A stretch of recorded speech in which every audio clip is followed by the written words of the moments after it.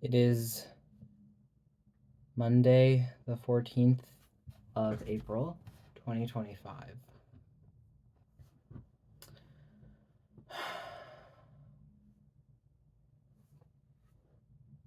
9:48 p.m.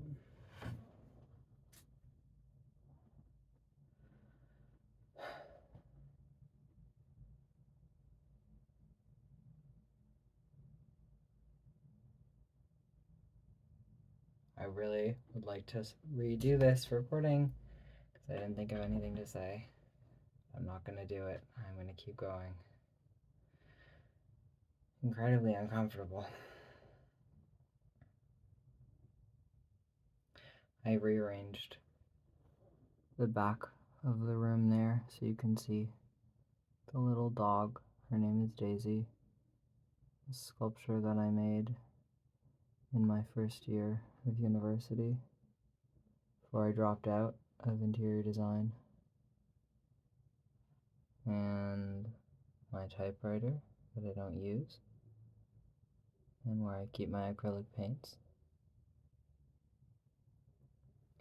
I'll probably put something over here at some point to make it more visually balanced. I don't know. I worked a lot today, which is nice. I don't often do that for a lot of reasons, typically energy.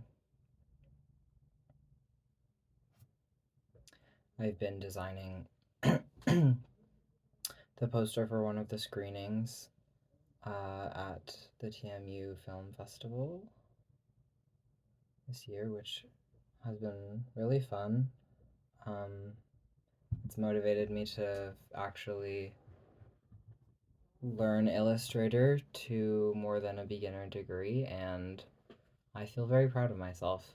I realized that a lot of the problem I was having, I was explaining this to my father today, is that a lot of beginner tutorials are kind of like, here's the basics, like here's the bottom of the pyramid, and then advanced tutorials are like, here's the top of the pyramid.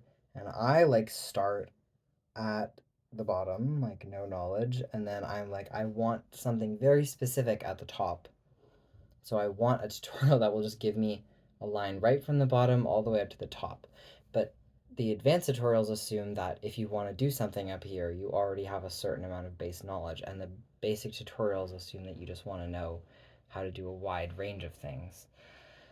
So it's hard to motivate myself when I have a specific project that I want to accomplish that is not at a basic level, and I can't just find an excuse to make up busy work for myself to learn the basics. But now that I've realized that, I think it will be a little easier to learn these programs. I know that I'm going to start using Blender soon. It's been like years that I've been like gearing up to it, and I feel it coming, which will be probably really exciting. Because I'm like, the way that I think I'm gonna start is I'm gonna make some little like low poly dudes, because I really like the low poly aesthetic right now. Like I'm actually interested in it, which is nice because they're on the easier side to make. This video probably won't be as long as yesterday's because I feel really shit. I have a headache and I'm really hot, and I wish I could open the window, but there'll be too much background noise, so I took off my pants and I put some shorts on, but it's still like it's so hot, and it's strange because I feel like it's so much to do with your metabolism and everything. Like I'll be freezing cold and then I'll eat and then I'll feel like really hot, and I don't know. It doesn't seem it seems like a bit of an overreaction sometimes. Like I cannot understand, but That's the, like, we think of our bodies as a neutral state, but really we are like constantly generating energy, and that's how we stay alive. The world is not a warm bath, the world is dark and cold. We're like little stars floating in the abyss.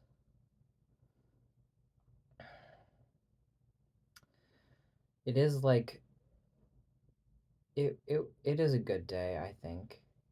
I don't know. It's nice to accomplish something, and it's nice that other people will see it. And it's a new thing that I don't typically do, which is even nicer.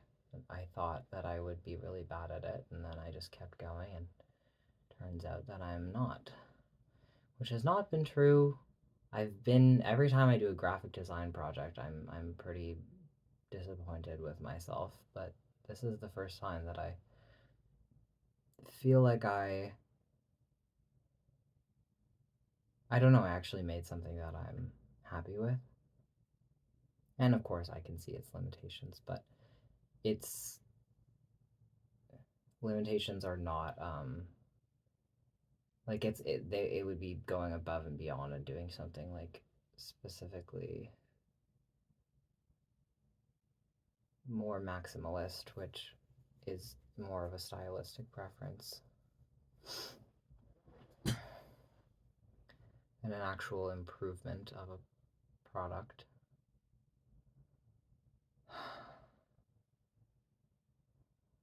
And I wasn't thinking about any of the crazy stuff that's been going on pretty much at all today.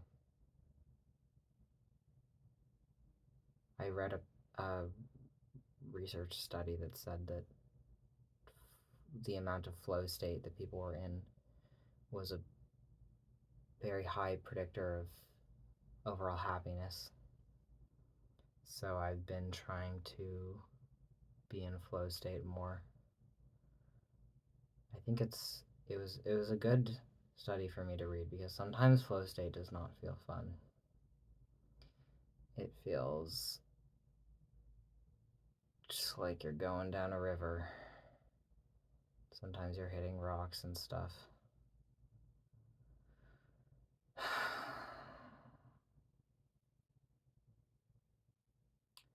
I'm tired and sad. So now I stop working, and just the fear and the grief and all of these more upsettingly spiritual feelings and inclinations come back to me.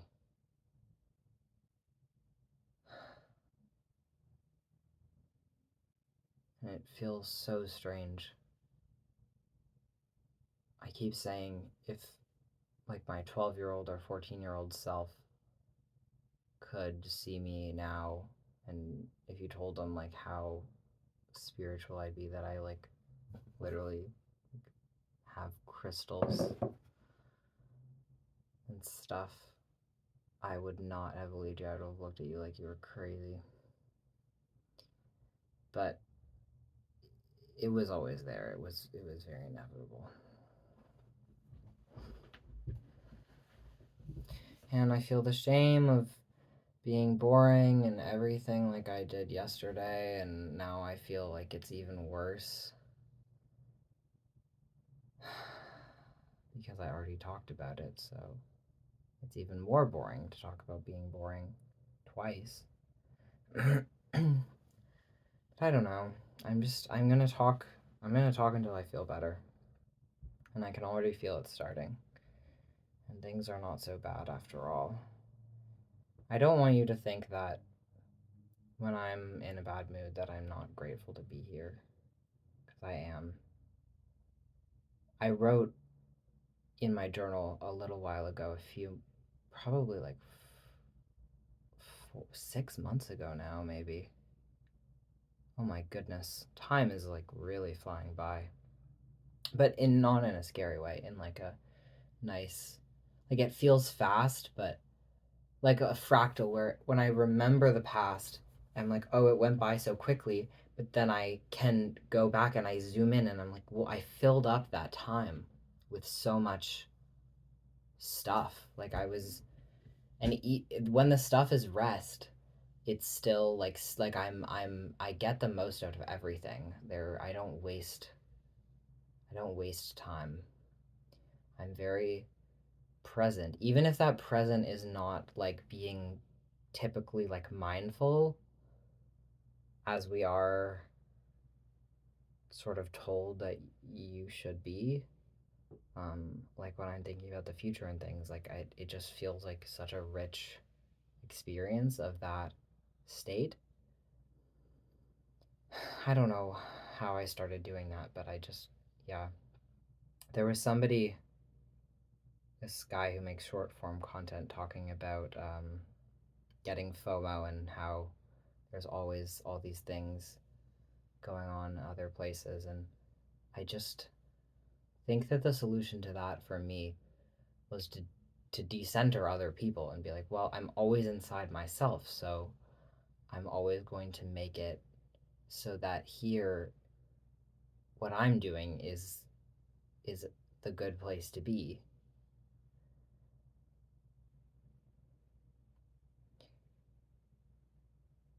And I don't know. I don't really get fear of missing out.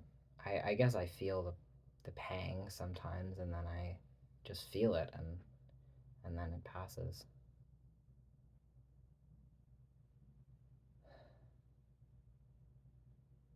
I keep wondering how I'm going to look back on the ways that I sort of thought about things at this point in my life. And genuinely, like, I don't think, when I was younger, I used to say things, be like, oh, I didn't actually think like that. But I do think I think like that, and I do think that I do those things. Like, I don't think that it sounds cooler when I say it a lot of the time. Like, life still often feels incredibly tedious. Anyway, the thing that I was writing in my book that I keep thinking about is if I was to come back to this moment from being dead, just to live it again, it wouldn't be to experience like the beauty and awe of life. It would be to experience this horrible tedium feeling and discomfort and just like the mundane ache of being alive, because that too is valuable. And of course, I try to feel that wonder and that awe, and I do feel it a lot of the time. But, without the mundane ache of being alive, it wouldn't be a complete experience. You would be missing out on something. The mundane ache kind of, it's nice to get bored of being alive. It's nice not to have every day be constant wonder. That would start to feel like you'd, in a sense, you'd take it for granted. I think the wonder feeling would start to feel mundane in a different way, or just it would be less real. It would be less vivid, less fully actualized.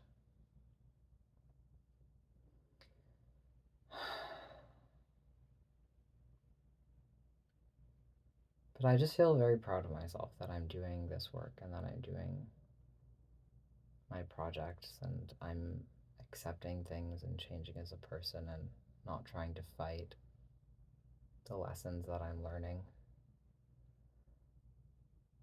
I always think about people saying like you repeat the lesson until you learn it. And you see people like online being like, why do I fall? Like I'm healed and then I fall for the same guy again. It's like, well, you didn't learn the lesson yet, and it's nice because it's not really a judgment. Like you can just take your time. You can repeat it as many times as you need to learn it. There's something nice in that. But knowing that, it's easier to let go, to be like, okay, well, once I've done it, I've learned the lesson, and I could do it again, but I don't particularly want to. Then I get to do something else.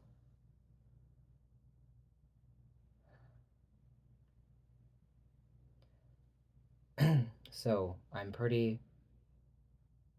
think I'm getting faster at learning, and I keep hoping that there's not an upper limit to that speed.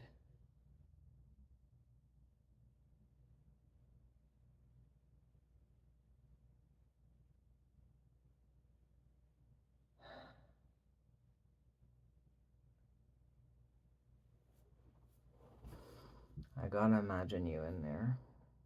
I'm kind of just feel like I'm talking to myself right now. Last night I rewatched the video all the way through while it was posting. And it was nice. And there's this strange feeling of like I'm here and I can see myself and know that this is what I'm gonna see in like a little while when I rewatch it. And I feel, I suppose it's just a lack of, like, I'm in a vulnerable position now. And then when I watch the video back, I'm not being perceived, so it's less vulnerable, and I can kind of, even though it's only a few minutes later, it feels like I can be like, ah, yes, like the wisdom, like he was so naive, but not in a bad way. Just there's like a relational, like, power dynamic there. It makes it feel like it's been more time than it has.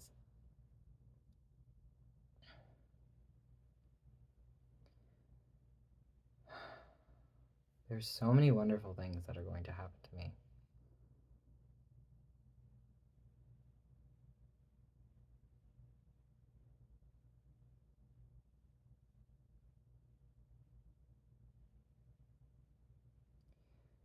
I have quite a headache now. Took me ages to finish the hard Sudoku today. It took me like 40 minutes. But I'm realizing that oftentimes the thing that takes me a while is not that I can't figure out like whatever secret trick is behind the next number. It's actually that I've just missed something. Like I've just made a quite a basic mistake. Like oftentimes when I have these locked pairs, like 7 8 7 8 in two boxes, um, and I'm just like, oh well, that's that. And then I'm like looking at the rest of the puzzle, and then the reason why I get tripped up is because I'll actually have missed that there's a 7 in one of those columns. So I think that's a good learning. When I play the Sudoku, I try to think about what skills that I'm learning in it are applicable to other areas of life. And I think that's a good one. Like, there's not, sometimes the thing that you're missing is not this, like, secret, like, advanced skill. It's just proofreading. You just have to proofread your work.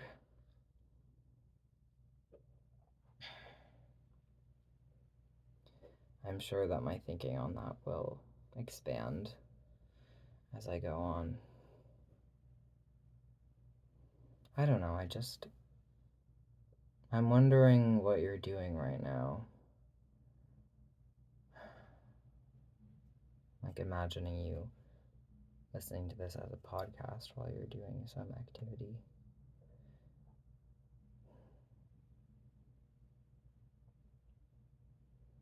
I think I'm going to start reading Catcher in the Rye and annotating it for somebody because this person who has gone away, it's his favorite book, and of course, my friend said, of course that's his favorite book. And I thought that was funny. And I did like it when I read it when I was younger. But I'm not sure. I'm afraid to read it because I'm afraid that I'm not missing something. I'm afraid that I do understand the book and that it just doesn't have more to give me.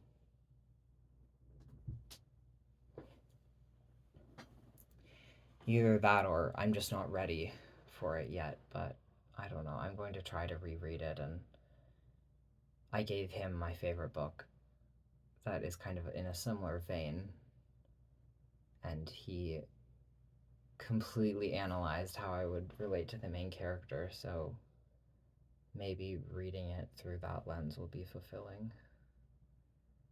Seeing how he might relate to it. But honestly, I find Holden Caulfield a little annoying in a very familiar way. Not familiar that I relate to, yes, but familiar, I don't know.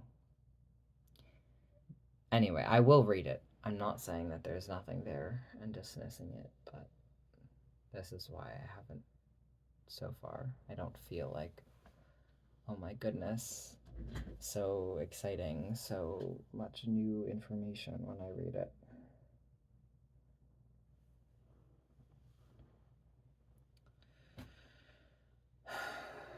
I love this city. I've been so like obsessed with the CN Tower lately. I used to hate it when I was younger, but I am absolutely obsessed with it now. It always makes me think of the Jetsons, and I think that's what it's called. What are they called? It's the Flintstones and then the other guys. I think they're called the Jetsons. Anyway, the future ones, and how all their buildings look like silly, like vector shapes, and it is so like that, and it just, I look at it and I just see the optimism of humanity, how we just want to make things that defy physics. Of course we can't, like, but it's like these dreams actualized, and there's no other reason to make it other than just because we dream. And I like that there's only one. Like, if the whole city was these kind of gravity defying buildings that were fatter at the top, it would be very, uh, I don't know, it would just be unnecessary. But I like that there's mostly regular buildings and then just the one very silly one.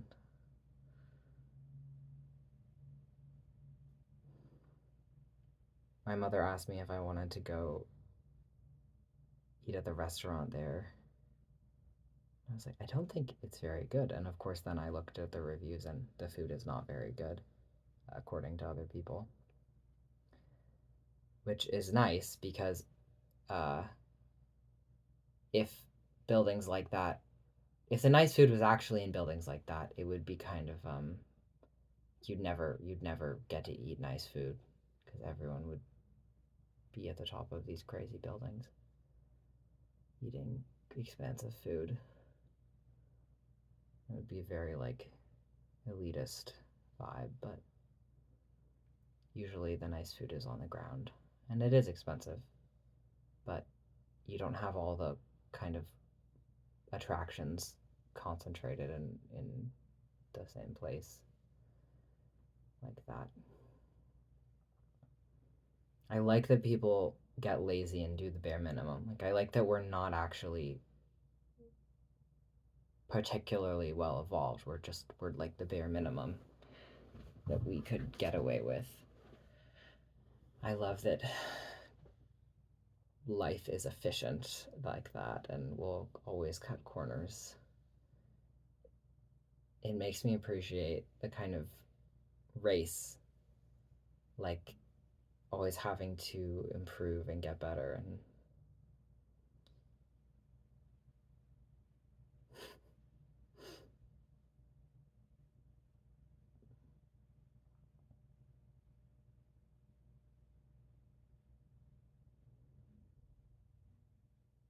get better, I guess, not as this like linear metric of strength or something, but better as in like a trickster, like how can I be clever, genetically clever?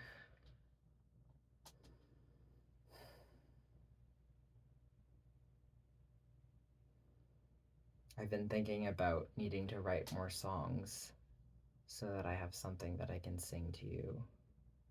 My parents wrote me a song when I was little, but I can't remember all the lyrics. I'm going to learn it and then sing it to you. The part that I remember is like, long before I met you, long before I cared,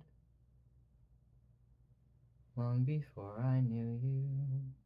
Something like that. Long before I dared, I made a wish by starlight, prayed it would come true. And something, something, something, that wish turned into you. I'm like, oh my god, I'm totally gonna sing that to my kids. I'm so excited to have kids. God. It's just gonna be like, I know it'll just feel like, that was the point. And it'll be like just a completely new life. I'm getting ready. Like, I have a schedule for myself. I'm giving myself until 30 to be like ready, and then 3 years to like finish all the details. And then 33, that's the year Jesus died. So seems like a good one. My parents had me when they were 29. A little too soon for me. But I think, I think I'm on track for got 9 years to go till I'm 30. I think I'm making pretty good progress. A lot of things I can't measure materially yet, like my amount of wealth or where I'm living or these successes, because oftentimes like things, it's like a seed growing under the ground, and then suddenly one day it comes up, and it's like it needed all that time under the ground. It doesn't just come up and then. So I'm still under the ground right now in a lot of ways, but things are happening. Things are happening.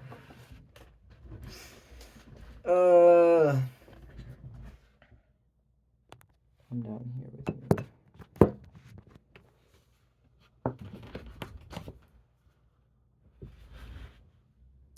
I'm so tired, but why do I want to keep doing this? I could go to bed. Well, then I'll be lonely and I'll be thinking about upsetting things, probably.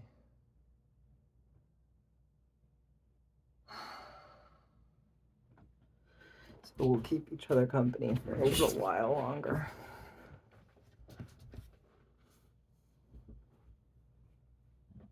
I don't know. I miss you.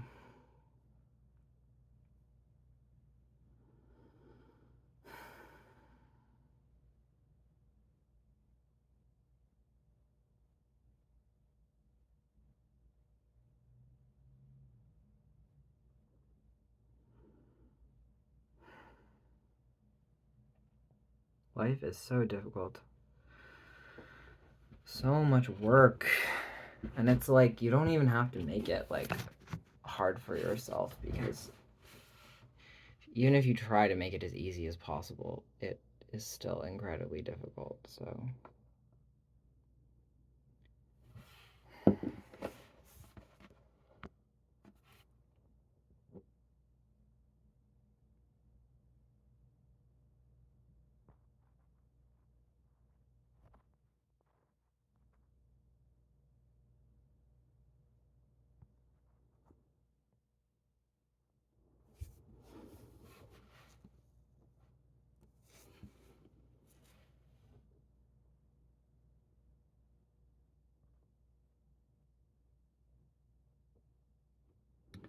This is what I was trying to do. There's two of me now. Hello.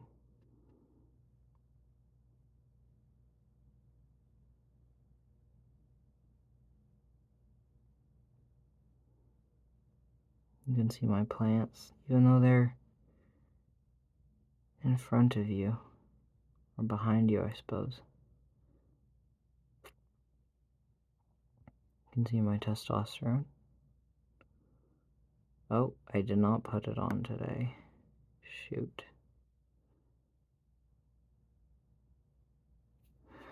I've been taking Vyvanse, 10 milligrams. That's why I've been so productive. And the coffee. We'll see how that continues. I think it's going well so far.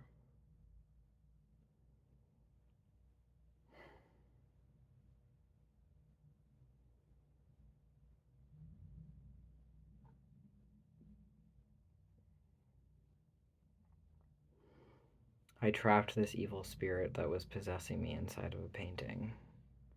And now I've got to burn it, but I've got this feeling that I should do it the next time that I do shrooms. So I need to do that soon, but I don't want to waste a day because my deadline for this poster is Wednesday.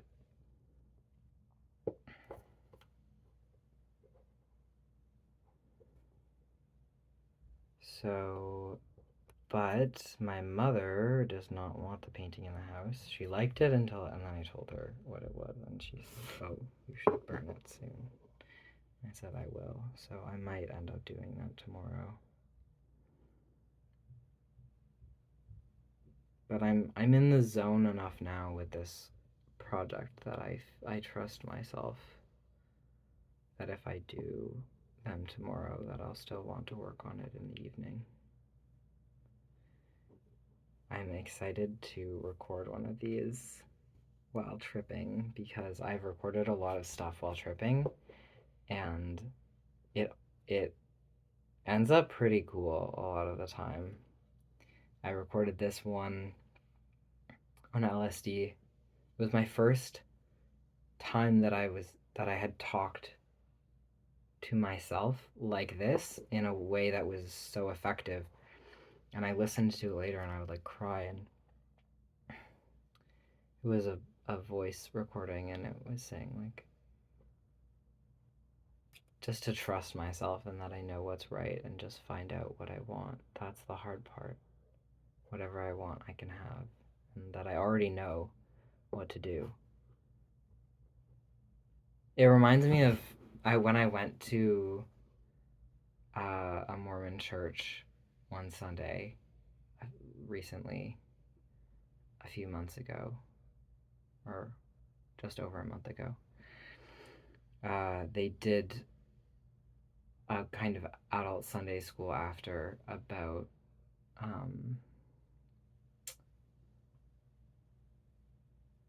what was it? It was personal revelation. And they were talking about how do you know that you're receiving personal revelation and things like that.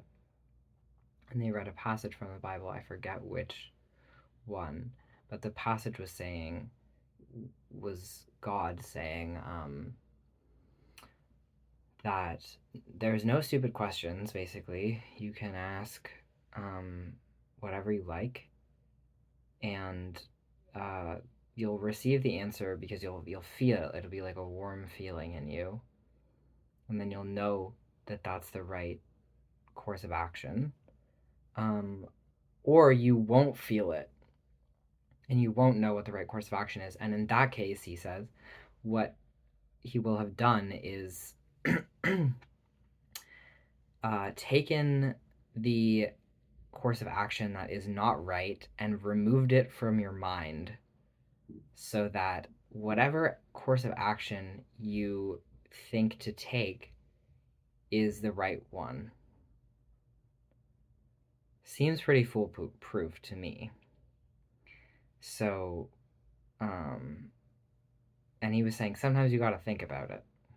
that some, like, it's not just that it's gonna come to you like every time. You gotta like work out the problem, and then you ask, okay, is this, I've come to this answer, is this the right answer? And then this will happen.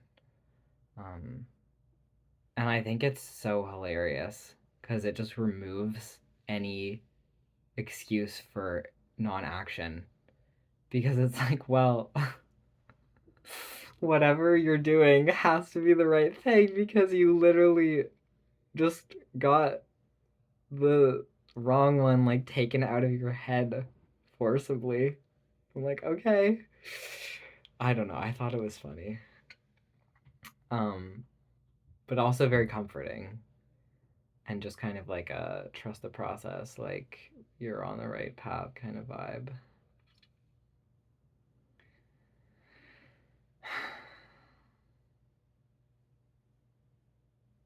So I don't know. I don't judge myself anymore for the decisions that I make. Like, I really don't. Pretty much ever.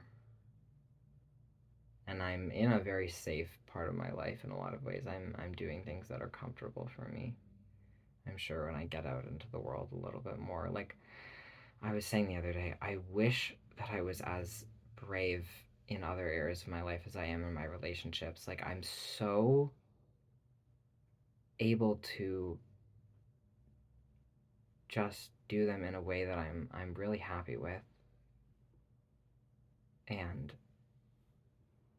in my work and my just like the more practical, like my relationship to material objects is not as, I'm not as sure of myself or accepting. I doubt so much, and I'm so afraid. I'm so afraid of money and machines.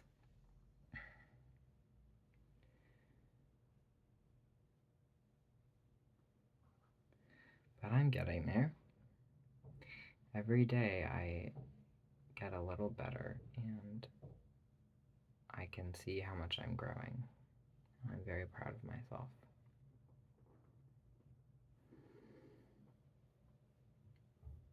I'm so excited for the summer.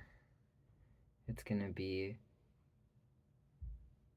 it's gonna be a good one. I can feel it.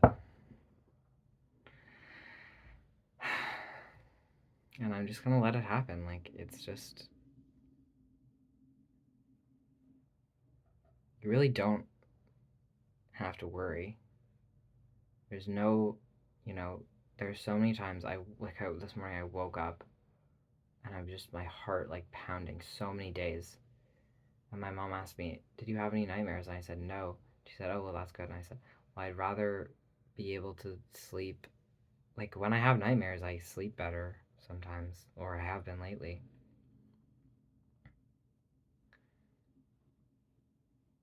I'd rather that than like the subconscious anxiety, like fight or flight, just constantly. Like I wake up and my heart, literally in bed, is just pounding. Like I'm so anxious, and it's incredibly frequent that that happens. It's very upsetting. Like just no peace, no peace for me.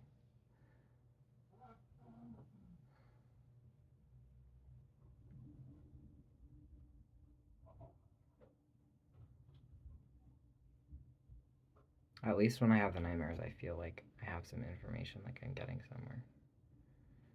When I wake up and I feel this horrible anxiety, it's just like what? What's wrong?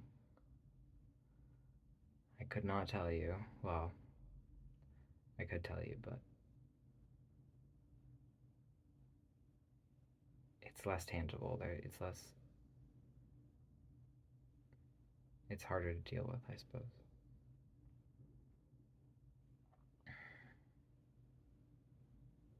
Not that I'm not grateful for not having nightmares. I just worry that it's not a freedom. It's just a repression. That at least if the nightmares are happening, it's the expression of the feeling or the memory or whatever.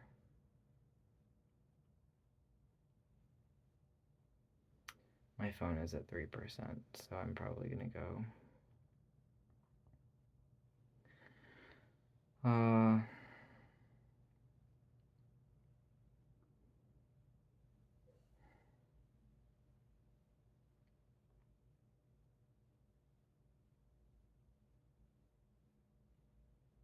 I wish I had some good words to say goodbye to you, Lauren. But I am kind of solemn today. I'm gonna go out. I'm gonna have fun tomorrow. I do need to have fun. I think I need to go out and play, and I hope it's sunny.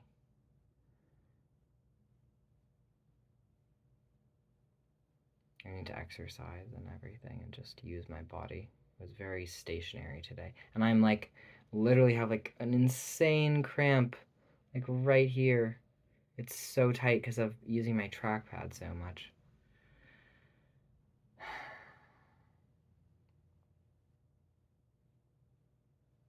We'll see what happens. We literally will. You'll see tomorrow what I did. And it'll be such a fun it's more immediate feedback of like what am I planning to do with my day and then what did I actually do. That'll be really good data. Anyway, I'm so incredibly fond of you. And I know like you might find it hard to believe because we haven't met in the traditional sense. Uh, Probably. Or we have, but you feel like I'm talking to somebody else and I'm not talking to you. And I promise you that I am thinking of you. Like, I can hold you in my head, and it is you. And I'm not always, talking to the parts of you that you are feeling. Sometimes I'm talking to the parts of you that feel like seeing out of your elbow, but it's still you, and I do love you. Every part of you. Even though I don't know every part, I know that I would love it if I knew it. Anyway, I will see you, or you will see me tomorrow.